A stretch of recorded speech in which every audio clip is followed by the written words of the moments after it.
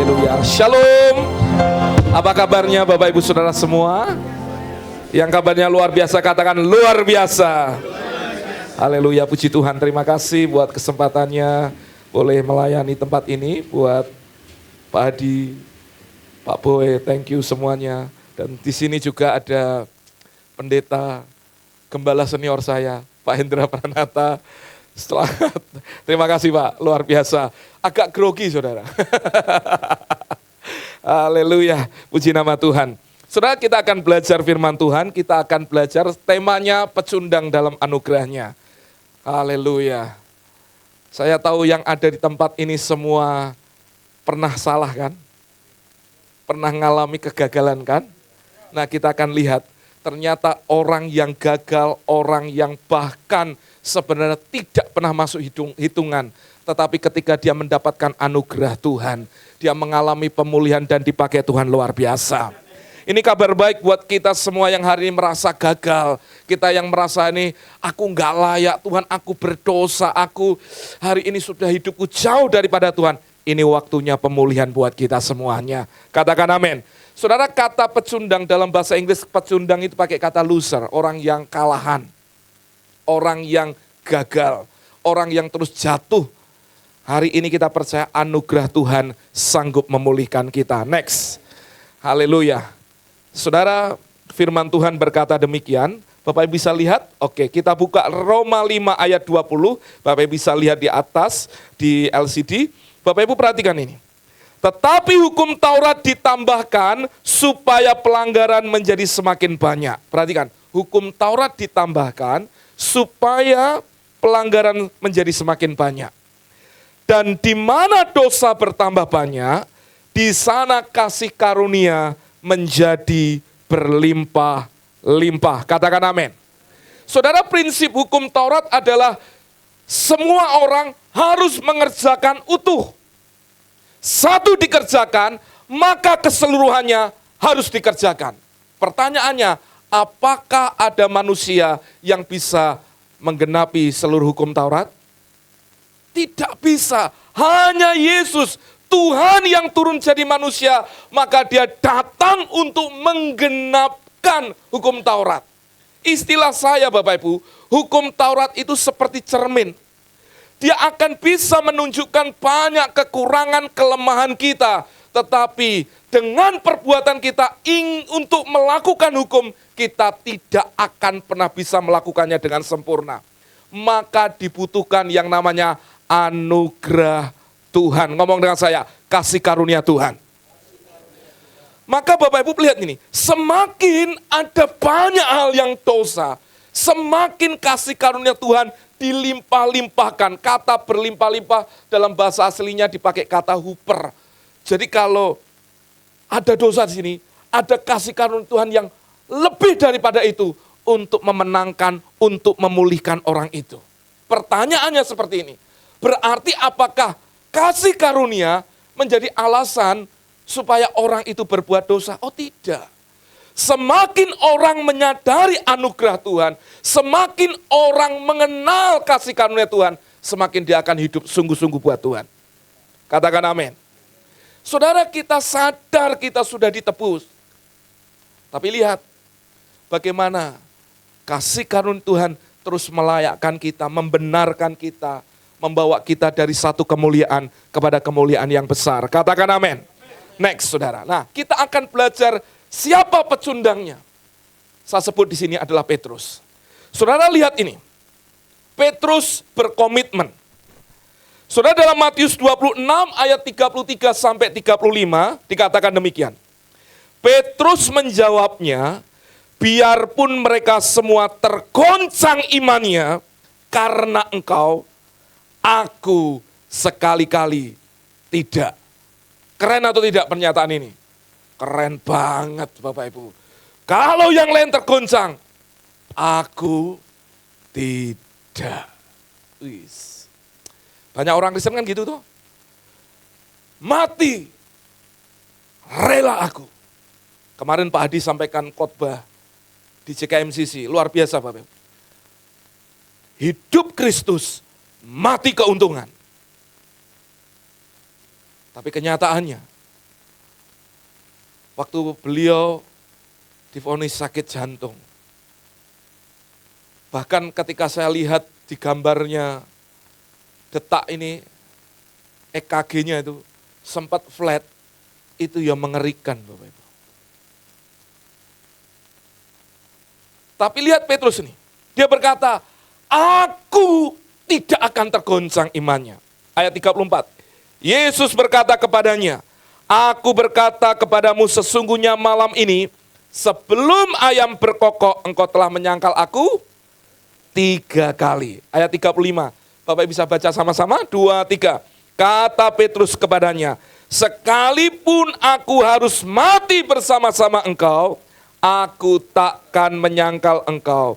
Semua murid yang lain pun berkata demikian juga. Keren atau tidak Bapak Ibu? Keren. Banyak orang itu kan selalu ngomong gitu. Rela jajalan. Gelundung bar gitu. Loh saudara, Yesus ngomong ini Bapak Ibu, itu nanti gak jeda berapa lama, ujungnya orang ini, Petrus ini, menyangkali Yesus. Dan buat saya, ini kegagalan dan kejatuhan, kekalahan dia yang paling fatal. Kenapa? Karena setelah peristiwa itu, Yesus ditangkap dan dia tidak pernah ketemu dengan Yesus. Next. Sebelum ini. Nah, Petrus menyangkal imannya. Matius 26 ayat 75 dikatakan, maka teringatlah Petrus akan apa yang dikatakan Yesus kepadanya, sebelum ayam berkokok, engkau telah menyangkal aku 3 kali.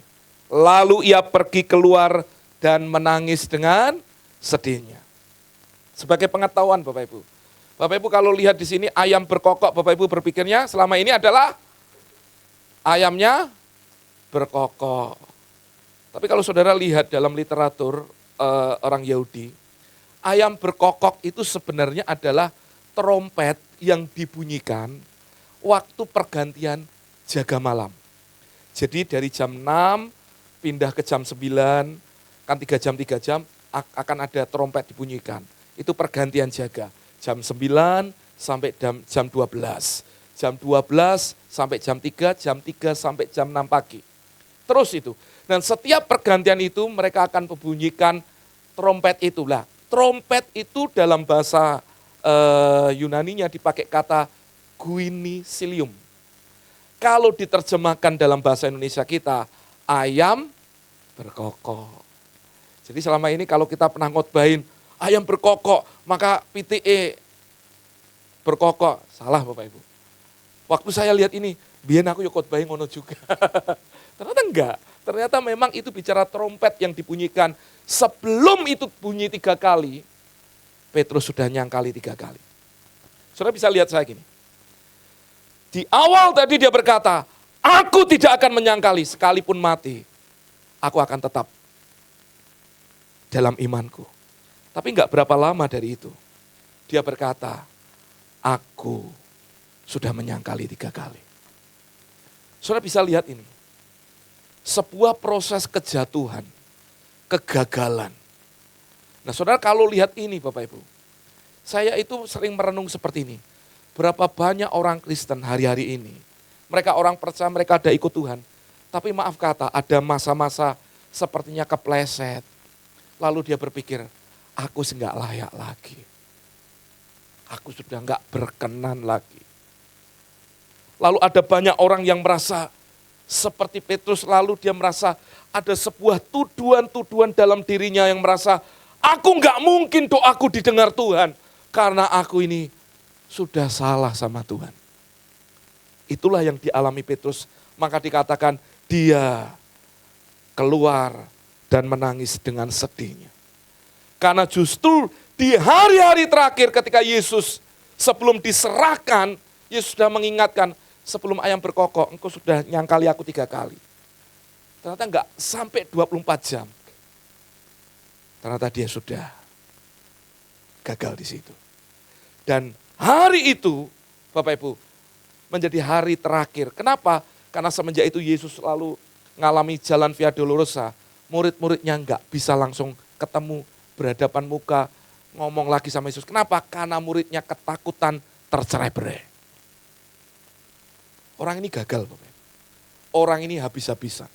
Orang ini kalah. Bahkan saya berkata ketika merenungkan firman Tuhan ini, orang ini loser, pecundang. Apa yang diomongkannya tidak bisa digenapi. Maka kalau ini dalam nyanyian lagu dunia, kau yang berjanji, kau yang mengingkar, ya itu Bapak. Yang janji siapa? Petrus. Yang nyangkali siapa? Petrus. Dia jatuh, Bapak. Dia gagal di sini. Tapi lihat, apakah Tuhan kita, lalu istilah saya, dia akan marah dan simpan dendamnya dan ngecing itu Petrus. Kamu ya nih murid satu nih ya. Lihat nih Bapak Ibu, next coba lihat. Markus 16 ayat 6 sampai yang ke-7.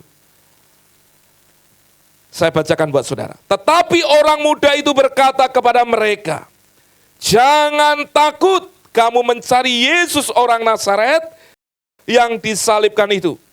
Ia telah bangkit. Ia tidak ada di sini. Lihat, inilah tempat mereka membaringkan dia. Ayat 7-nya. Bapak Ibu kalau bisa baca sama-sama baca dengan saya. Tetapi sekarang pergilah, katakanlah kepada murid-muridnya dan kepada siapa? Petrus. Ia mendahului kamu ke Galilea, di sana kamu akan melihat dia seperti yang sudah dikatakannya kepada kamu. Lihat nih saudara. Waktu peristiwa kebangkitannya ketika Maria Magdalena dan para wanita, mereka ingin merempah-rempai mayat Yesus. Ternyata Yesus bangkit, lalu malaikat Tuhan menampakkan diri dan menyampaikan pesan ini. Sampaikan kepada murid-muridnya dan kepada Petrus. Pertanyaan saya, kenapa nama Petrus disebut khusus? Bapak Ibu pernah merenung ayat ini? Waktu saya merenung Bapak Ibu, saya itu tiba-tiba kayak flashback. Yang paling berdosa pada hari-hari terakhir menyangkali Yesus, Petrus. Dan semenjak saat itu, saya tahu Petrus ini tertuduh, dia merasa terhukum, dia terintimidasi, bahkan dia merasa tidak layak. Tapi kebangkitan Yesus justru menyebut nama Petrus sebagai sesuatu pribadi. Gini, sampaikan kepada Petrus. Waktu saya lihat ini, inilah kasih Tuhan Bapak Ibu. Dia itu mengingat kita lebih dari diri kita mengingat diri kita sendiri. Dia mengingat kita dalam kejatuhan kita supaya kita itu dikembalikan pada rancangan Tuhan yang sempurna. Katakan amin. Saudara, kalau orang pernah mengalami masa gagal, jatuh, seringkali dia akan berpikir gini, aku tidak layak, aku tidak bisa, aku berdosa, Tuhan hukum saya pasti. Kejadian ini terjadi karena Tuhan lagi hukum saya. Selalu seperti itu. Tapi lihat, di peristiwa kebangkitan, tidak ada satu tendensi daripada Tuhan untuk dia ingin menyalahkan Petrus. Tapi justru nama Petrus disebut karena dia mau menyatakan, Petrus, aku mengasihi hidupmu. Katakan amin. Begitu juga buat kita semua. Kalau hari ini kita merasa hidup kita merasa gagal, kita merasa lelah. Saudara, beberapa waktu yang lalu kita lihat ada satu kejadian di mana seorang gamer, streamer yang gara-gara cinta, namanya Fat Cat. Bapak Ibu pernah dengar? Dia bunuh diri karena dia merasa kecewa. Apa yang dilakukannya selama ini tidak membuahkan untuk dia mendapatkan wanita yang dicintainya. Dia merasa gagal. Dia lalu, Bapak Ibu, video call terakhir. Setelah video call sambil nangis, dia lupa bahwa dia bukan Spider-Man. Dia terjun. Dan akhirnya, innalillah wa inna ilaihi raji'un. Selesai. Waktu saya lihat ini, banyak generasi, bahkan banyak orang percaya berpikir bahwa ketika mereka merasa gagal dalam hidupnya, bunuh diri menjadi keputusan akhir. Hari ini Bapak Ibu, kalau Bapak Ibu lihat angka bunuh diri di negara Asia, di Korea, Jepang, itu tinggi sekali. Bukan miskin loh, punya. Bahkan beberapa waktu yang lalu, K-pop, bunuh diri karena dibully di medsos. Berapa waktu yang lalu, ada orang sambil live, dia bunuh diri. Kenapa Bapak Ibu? Ada banyak orang ketika tuduhan dalam hatinya itu begitu, mendera hatinya, dia merasa nggak kuat dengan itu. Banyak orang akhirnya pengen mengakhiri semuanya. Makanya generasi ini kan disebut generasi strawberry. Kelihatannya kuat, tapi jerone gampang remuk. Petrus ini Bapak Ibu, juga mengalami tuduhan. Tapi Tuhan mengingat dia dalam peristiwa kebangkitannya. Dan kepada Petrus. Next. Ketika membuat slide ini Bapak Ibu, tiba-tiba diingatkan tentang perumpamaan domba yang hilang. Sama tanya, Bapak Ibu lebih suka yang baik atau yang tidak baik? Lebih suka domba yang nurut atau yang tidak nurut? Lebih suka domba yang baik-baik saja atau yang tidak baik-baik saja? Nah, waktu saya baca ini Bapak Ibu, kan jelas Alkitab berkata, ada 100 domba, tiba-tiba satu keluar dari kawanan. Saya ngomong dombanya nakal. Ketika dombanya keluar, maka gembala rela meninggalkan yang 99, betul? Lalu dia mencari yang hilang ini, diambil, ditaruh di bahunya, lalu dia ngomong sama sahabat-sahabatnya, dombaku yang hilang, sudah aku dapat, mari kita berpesta. Lihat ini, kepada yang nakal, ketika sudah didapat, malah setelah itu dipestakan. Kalau kita hari ini, kalau ada 99 yang benar, satunya tersesat, wes mati-mati 99 diurusi. Tapi lihat Bapak Ibu, waktu saya lihat ini, saya baca ini, hati saya tergugah. Saya nangis Bapak Ibu, nangisnya kenapa? Selama ini seringkali kita membuat dalam ibadah kita, pelayanan kita, kita lebih senang kalau ada orang-orang yang baik-baik aja. Tapi kita lupa belas kasihan untuk orang-orang yang tersesat. Orang-orang yang terhilang. Waktu Tuhan tunjukkan ini Bapak Ibu, saya hanya berkata begini, Tuhan, ajari aku bagaimana belajar mengasihi, bukan lagi melihat kepada pribadi sosoknya, tapi melihat sebagaimana Tuhan mengasihi dia, karena dia jiwa yang perlu diselamatkan oleh Tuhan. Katakan amin.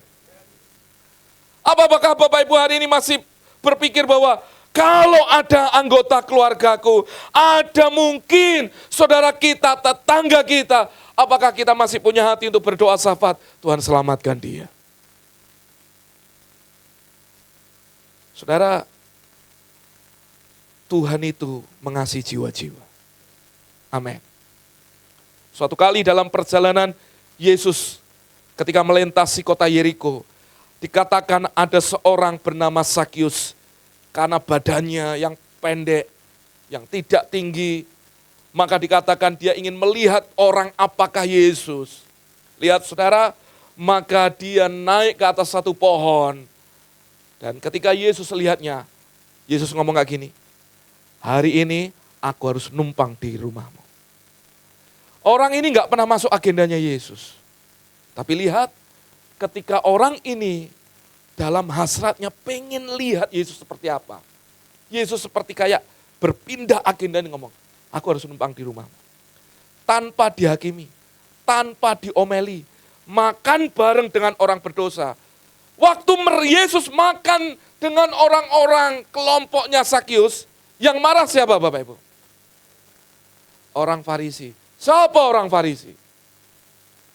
Orang-orang yang merasa benar. Yang sudah tahu firman.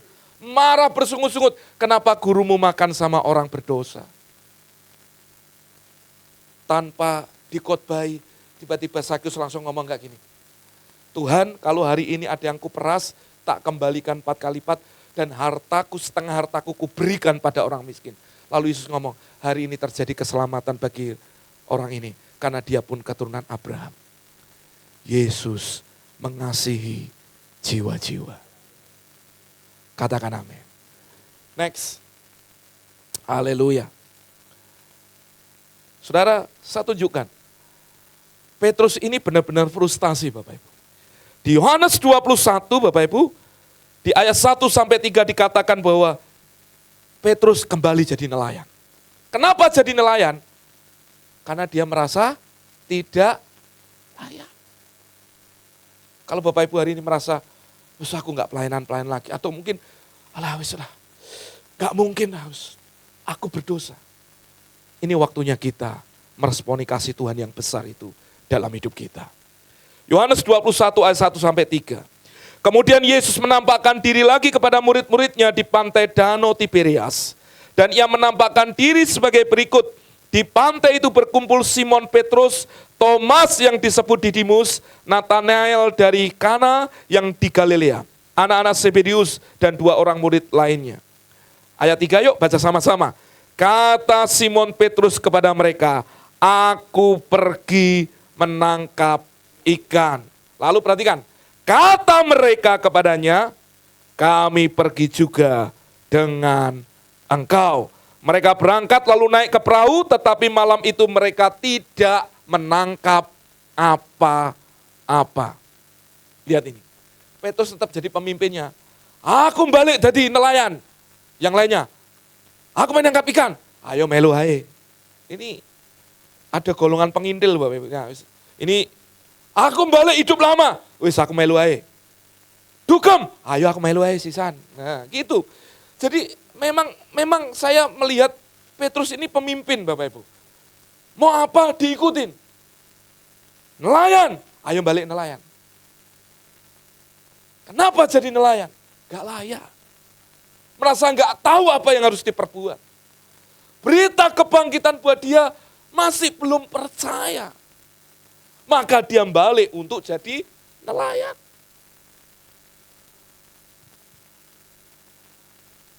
Saudara, tadi Pak Hadi sempat ngomong sama anak saya Vano. Kamu nanti cita-cita menjadi apa? Vano jawab jadi pendeta. Lalu Pak Hadi ngomong lagi, nanti jadi pendeta kayak iso tuku apa-apa loh. Gitu. Iseng tadi ngomong gitu. Betul loh. Nah pertanyaan itu, statement itu yang dulu disampaikan kepada saya. Loh Bapak Ibu, saya ada masa-masa proses ketika istilahnya kerja buat Tuhan selalu manis. Ya seneng. Tapi baru ini, biar sonder gaji. Iki sing ra kuat Bapak Ibu. Biar sonder gaji selalu nangis. Masa itu enggak mudah Bapak Ibu. Saya masih ingat ketika proses itu, dulu kan model kursinya yang panjang-panjang kayu gede gitu. Lah waktu, kan dulu yang namanya jadi hamba Tuhan, kalau mau naik harus mulai dari bawah.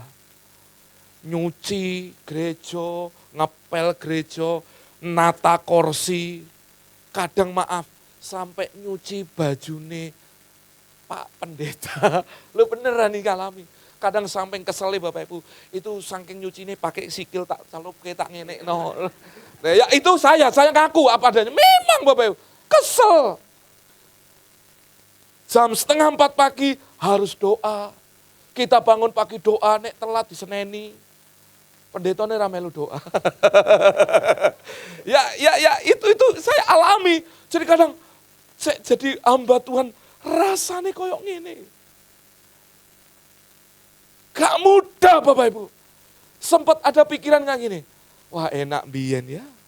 Waktu main musik di sekuler, main musik di kafe, main lagu love song. Deng dong dong deng deng, dong dong deng deng dong dong dong dong dibayar. Ngiringi wedding dibayar. Hari ini, sorry istilah saya, aku kok jadi babu Tuhan.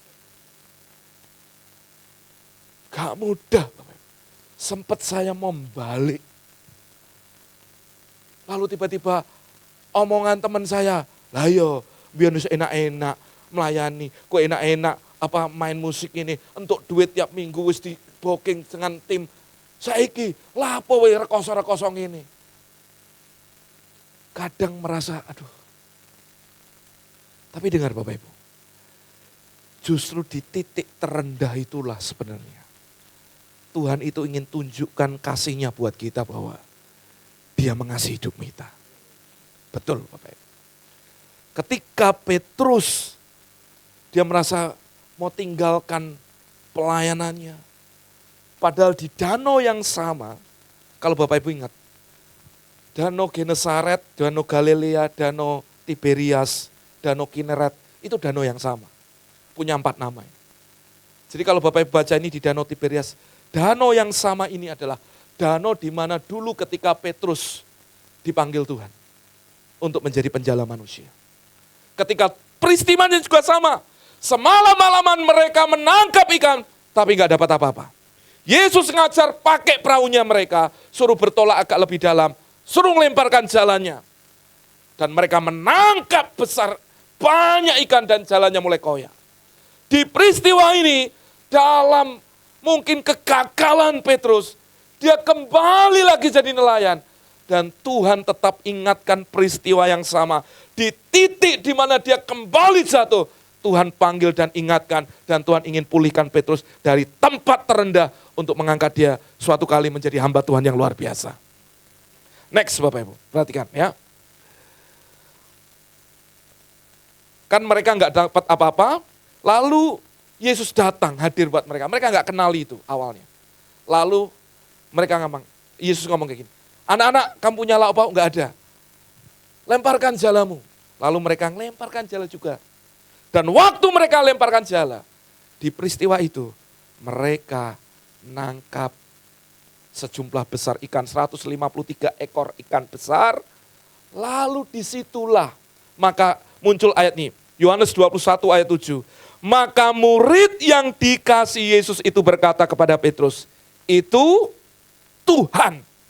Ketika Petrus mendengar bahwa itu adalah Tuhan, maka ia mengenakan pakaiannya sebab ia tidak berpakaian lalu terjun ke dalam danau. Pertanyaan saya, kenapa Petrus yang terjun pertama kali?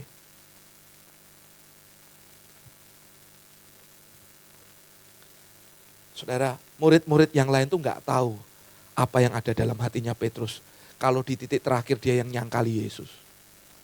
Maka semenjak dia nyangkali dia nggak pernah ketemu Tuhan. Dia merasa terhilang, dia merasa itu jadi kayak beban dalam dirinya. Tapi ketika di danau yang sama, Tuhan menyatakan mujizatnya. Maka mereka teringat peristiwa sekian waktu yang lalu ketika Tuhan panggil mereka. Untuk menjadi dari nelayan menjadi penjala manusia. Di situ Tuhan ingatkan mereka. Lalu ketika Tuhan memberi mujizat buat mereka. Yohanes tuh teringat nih. Loh itu Tuhan. Peristiwanya sama persis. Lalu apa yang terjadi? Disitulah muncul keberanian Petrus. Dan saya yakin Petrus itu datang awalnya Bapak Ibu. Mau minta maaf. Minta ampun bener Tuhan. Aku nyangkali Tuhan. Tapi lihat Bapak Ibu. Waktu mereka semua ke darat. Nanti Bapak Ibu baca di Yohanes 21. Tidak ada satupun penghakiman Yesus kepada Petrus. Ora diundat-undat. Ini bahasa Jermannya Pak. Kowe ya. Oh ya, tak omongi aja nyangkali aku ya. Sekarang nyangkali, bener toh? Nah, bener toh kayak gini. Penjaluk dia apa? Enggak dikitukno Bapak Ibu. Tapi Yesus malah gini, ayo mari makan. Loh, diajak mangan. Waktu saya lihat ini Bapak Ibu, pemulihan terjadi tanpa ada yang namanya penghakiman di sana. Maka Bapak Ibu, kalau Bapak Ibu bisa lihat ini sebenarnya, saya membawa sebuah rangkaian bahwa kalau kita merasa gagal dalam hidup kita, sebenarnya kegagalan kita di tengah semua itu, di tengah lembah kekelaman sekalipun, Tuhan itu ingin berkata kepada kita, aku mengasihimu, aku mencintaimu, aku memberi anugerah dalam hidupmu. Next, terakhir, maka Bapak Ibu, setelah Yesus memulihkan Petrus ini, Petrus berkata khusus, kata Yesus kepadanya, untuk ketiga kalinya, Simon anak Yohanes, apakah engkau mengasihi aku? Maka sedih hati Petrus karena Yesus berkata ketiga kalinya, apakah engkau mengasihi aku? Dan ia berkata kepadanya, Tuhan, engkau tahu segala sesuatu. Engkau tahu bahwa aku mengasihi engkau. Perhatikan, kata Yesus kepadanya, gembalakanlah domba-dombaku. Kepada orang yang menyangkalinya, malah dipercayakan domba-dombanya. Jadi kalau kita merasa hidup kita dulu brengsek, kita merasa kita nggak layak, kita ini bukan siapa-siapa. Biasanya justru Tuhan itu ingin menunjukkan kasih karunia yang berlimpah-limpah untuk kita dipercaya dengan pelayanan yang luar biasa. Katakan amin. Katakan haleluya. Saudara, saya tutup dengan kesaksian ini. Kemarin dalam sebuah ibadah, tiba-tiba ada orang datang, pakaiannya wanita. Saya ngomong, Bu, dari mana? Tiba-tiba orang yang membawa dia ke ibadah, nyolek saya, Pak Pendeta. Dia bukan ibu-ibu, tapi dia laki-laki. Saya kaget, loh kok bisa? Lalu setelah ibadah itu dia ngobrol, dia sharing. Saya jujur Bapak Ibu, melayani LGBT itu pernah, tapi gak pernah waktu dalam penggembalaan ini. Sebelumnya waktu masih single pernah, masuk melayani sampai orang bertemu. Sampai tanya, kenapa kok sampai gini? Dia ngomong, Pak, ini hari terakhir saya. Untuk saya memutuskan, saya akan transgender, berubah. Saya akan operasi, saya akan selesai. Jujur kaget. Di tengah dia ngomong semua unek-unek hatinya, Pak saya gak bisa diterima, orang gak bisa mami saya. Saya jujur, saya tanya Roh Kudus, aku harus jawab piye? Saya ngomong, kamu laki-laki. Dia ngerasa, aku wedok, ayo piye?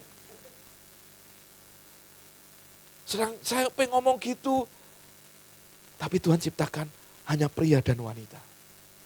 Gak ada tengah-tengah gitu. Tapi dia ngomong, tapi saya Bapak gak tahu saya. Ya memang saya gak tahu dia gitu loh. Tapi dia jelas. Tapi di tengah ngomong gini, sampai akhirnya saya gini, yuk mari kita berdoa. Saya tahu Tuhan mengasihimu, Tuhan mencintaimu, dan Tuhan tidak salah dengan hidupmu. Kita ajak doa Bapak Ibu. Loh pendeta nek wis bingung dijak debat-debat ngomong ini daripada salah ngomong, wis doa yang ngandalin Tuhan. Loh tak ajak doa Bapak Ibu. Tak ajak doa. Sengaja saya ajak nyembah, nyanyi gitu. Nangis Bapak Ibu. Lalu saya ngomong, saya panggil namanya. Misalnya namanya Sumanto gitu ya. Aslinya Sumanto aslinya.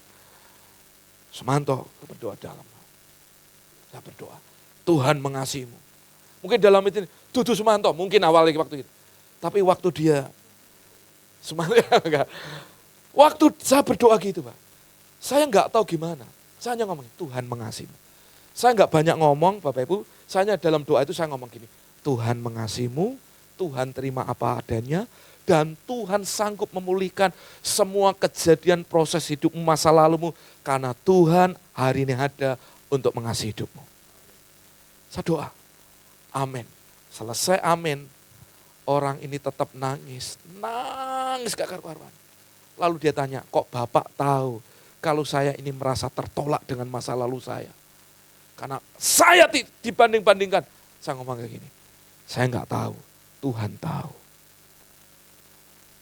Setelah kejadian itu Bapak Ibu, setelah kejadian itu saya berdoa amin. Saya berpikir ya wis selesai. Saya berpikir dia akan transgender, dia akan berubah. Ternyata berapa waktu kemudian saya ketemu dia. Dia ngomong, ternyata Tuhan ciptakan saya benar-benar jadi seorang pria, Pak. Keputusannya dari mana? Karena Tuhan mengasihi saya, Pak. Saudara, ketika saudara sadar bahwa Tuhan mengasihi hidupmu, doamu akan menjadi doa yang penuh iman. Doa kamu akan menjadi doa yang penuh dengan sebuah pengharapan. Karena kesadaran kita tidak lagi melihat kepada dirimu, tapi engkau melihat, aku terima anugerah yang besar tadi. Maka doa kita akan menjadi doa-doa yang melahirkan doa-doa yang luar biasa. Kenapa? Karena saudara percaya dia menerima aku apa adanya. Kalau hari ini ada di antara kita yang berkata, Pak, saya sudah berdoa kelihatannya Tuhan ini sepertinya sedang hukum saya. Atau saya ini merasa gagal dalam rumah tangga, saya gagal dengan ini. Apapun masalah saudara, saya selalu ingatkan kayak gini. Kesadaranmu untuk melihat anugerah Tuhan akan membuat saudara akan bisa melihat bagaimana aku percaya Tuhan akan terima aku apa adanya. Amin.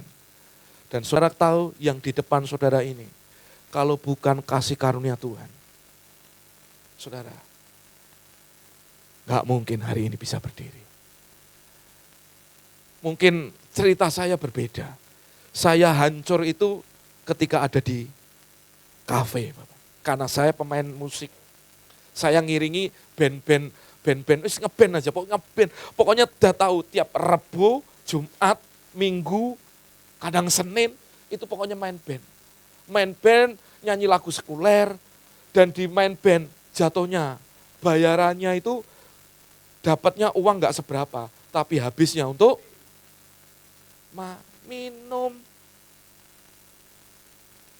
Maka ketika saya punya teman-teman, saya yang ngajak-ngajaki mereka, ayo sama-sama.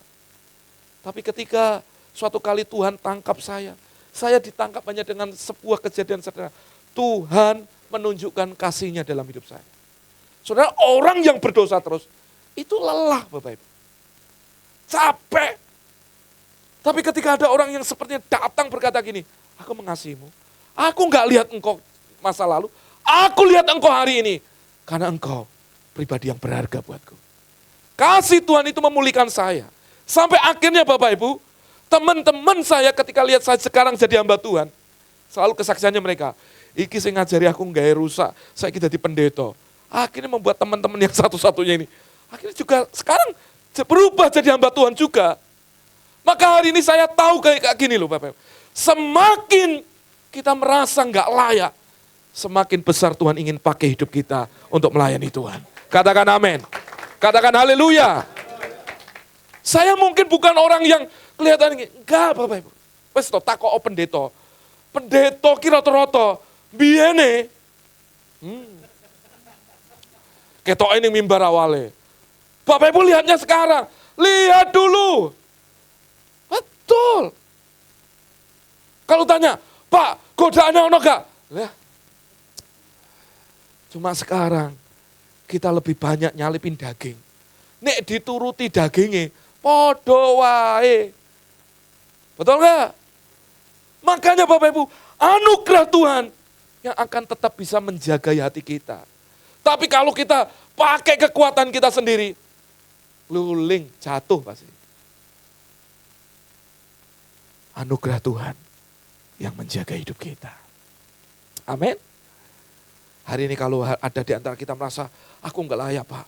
Aku pernah Pak gagal dalam rumah tangga. Aku pernah ini, aku pernah tertuduh Pak.